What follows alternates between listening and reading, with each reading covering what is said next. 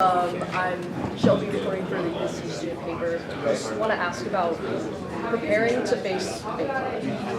What's that like? What's the scouts? Are you almost sick of seeing him after all these years? You would say, who's that? I've never Okay. No, for sure, he's a terrific player. His ability to impact the game on the offense. I start like the things that you got a fierce offensive rebounds and things like that. He can change the game if his team maybe isn't playing as well. He can keep plays alive. So his offensive rebounding prowess, his second rebound, his ability to pass, try to keep him off the glass, and then a lot of times we'll want to travel and just get out of his hands and just pass. So he puts pressure on you, and again, his experience and his stats don't lie, his success he's had is real. So, it's like Joe, it's like his fifth year, right? He didn't have a redshirt, so yeah, I had Kihei for 5 years, so now I kind of get it when you're like, okay, if you're like, is Kihei ever going to leave? So now I'm on the side. And when he was with me, I was like, no, this is great. He's a heck of a player, and good young. Tony, how have you seen the recruiting process change over the last couple of years at the age of the NIL era? Yeah, I think it has changed. I think you change maybe what you look for as a coach and a program. You still look for the same things, but it's a different space, and you have to decide. That's the beauty of running your own program. You get to choose how you want to do it, how you want to play, who you want to recruit, how you want to recruit. The rules change with transfer portal, NIL. It's your decision, and I think, at least for me in our program, it has to stay consistent with our values, the things we hold dear, and the things we talk about. And so, you try to sell the things that are important, and if that's the most important thing, for a player like where's the best NIL package, you have to enter into that and certainly have those conversations, but it's not only that. There's so many things. You want guys that want to come to be a great player, help the team be great, and value and honor what a university like Virginia has to offer for the long term. And again, there's opportunities for these young men now that didn't exist, and I think there's some positive things about it, and even how you use that. We take a holistic approach, always have, and I've relied on Carla Williams and our administration to help guide me in this, because you can't be so like, that doesn't exist. No, it does now, but it can't.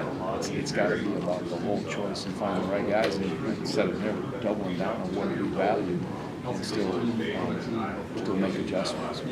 That's, I guess, it. And with all those guys leaving, we had a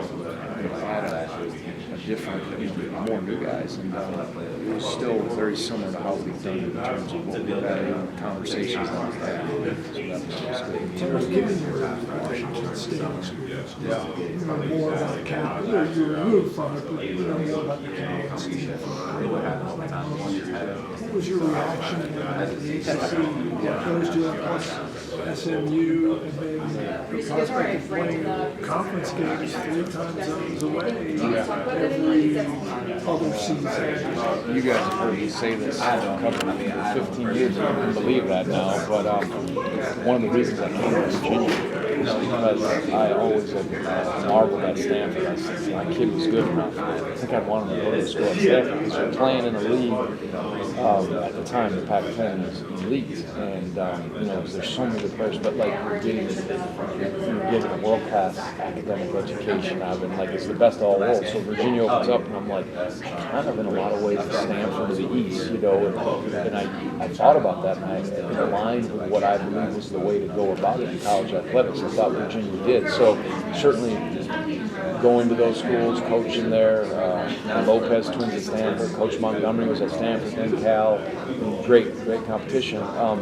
Great respect certainly for those programs, their academic institutions.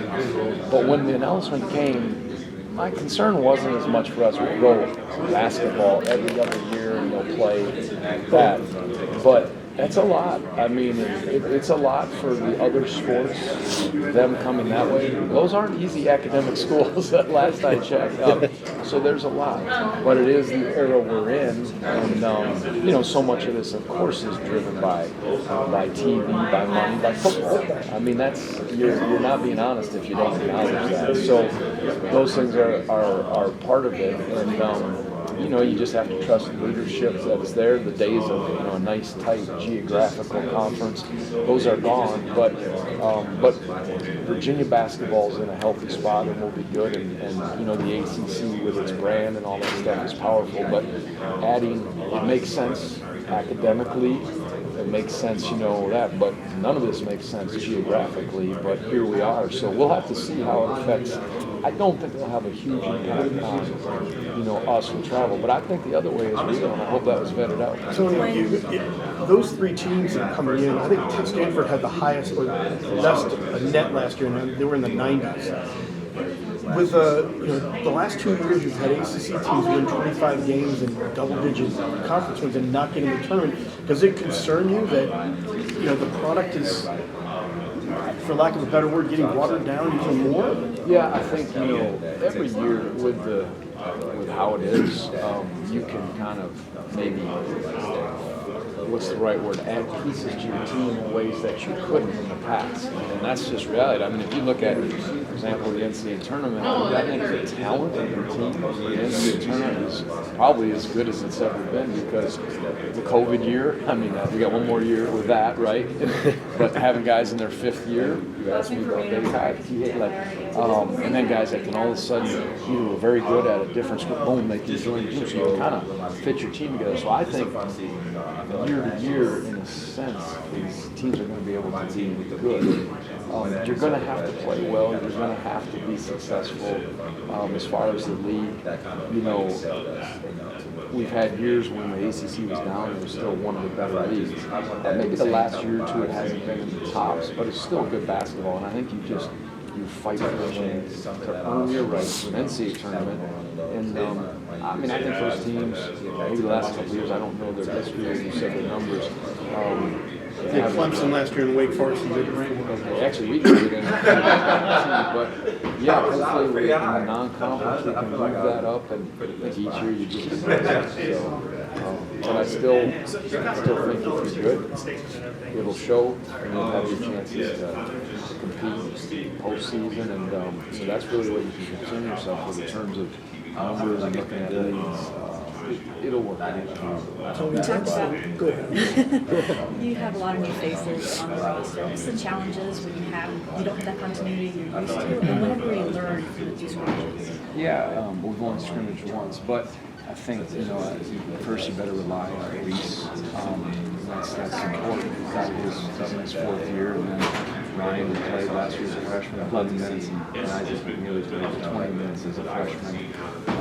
Those guys will have to certainly, they didn't play much. We'll rely on them, and there's a newness that's exciting now, you know, but you know there's going to be growing changes, and you know you're going to have to be patient. But I think we've done a good job putting this team together, and I like this team because, you know, the core of our team, you know, if it goes right, we'll stay together for the next 2 or 3 years, and that's important. And who knows? I know it's a different time, but you still have that. So we've been successful because of continuity. I think continuity and veterans will always win out, even in this new era.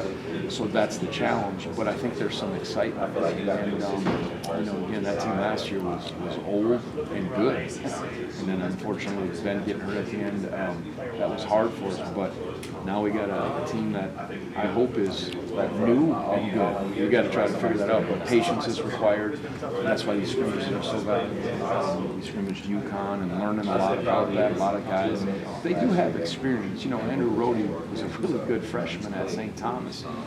Jake Rose, Jordan Minor, Dante Harris, those guys played in college games. One in the Big 12, one in the Big East. So there's some experience. But yeah, it's just getting together and playing and then relying on some of the other guys. It's a process, and again, I don't know where they pick us. None of that stuff really matters because it's going to be what you do, not what anyone says or you say. So we'll have to prove it, and it's kind of like, you know, it's a little bit of a reset for us, but trying to build it. I think there's some excitement. We've looked good at times, we've looked bad at times, and that's the reality. Tony,